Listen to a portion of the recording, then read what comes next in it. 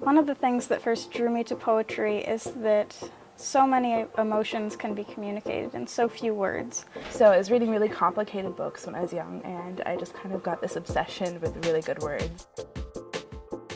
We're creating a chapbook. We're creating work of poetry that can be unified by a central theme in many poems, or it can be unified by a common narrative, or it can just be a collection of our work. We have to make it an actual book. We have to put together artwork to make the poetry seem like you've done a project with it instead of printing it and handing it in. We bring them to critique, a certain number of them. We get the class to, give them a thorough critique, talk about it, what's positive, what needs to be worked on. We have 9 people being critiqued total. We're like a little family. We're comfortable talking in front of each other. We have no problem saying, oh, if you need more help with this as you revise it, message me.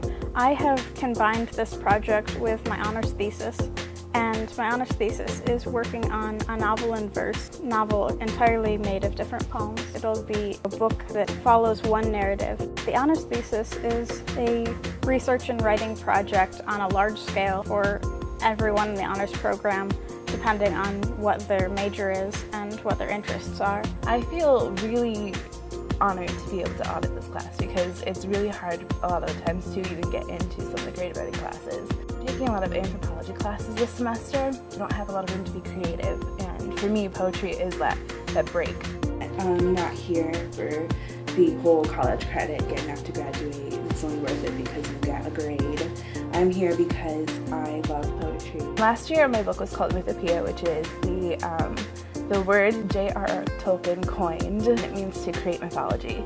So my poems kind of fed off of that. They were a lot of persona poems that had to do with starting a new world mythology or a new worldview. I have all the poems written for the book, and primarily what I need to do over the course of this semester is to revise the poems. For me, it goes through sometimes as many as 20 drafts before I'm ready to put it in a book or to say that this is done for now. My book is about growing up, and it follows an archetypal journey of growing up, and it follows archetypal characters. The narrative continues, obviously, and the characters are consistent, but beyond that, I try to keep similar voice of the narrator through the text, and I try to keep the diction that I use to create the same tone throughout all of them.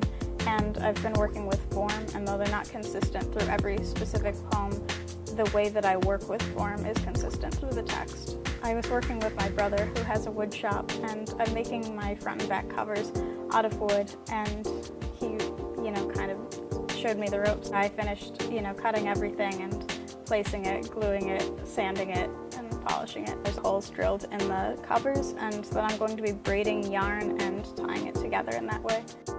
This year I'm writing one that is trying to push my genre a little bit. I wrote things that were fantasy style, and I'm trying to stick to personal poems that are a little more realistic. It's called Hint of a Spark, and it's about 30 poems that kind of chronicle dealing with what is heartbreak. It's a tough process, it's personal, and sometimes the poems really sound dramatic, but I'm trying, and it's helping me figure out how far I could actually push this.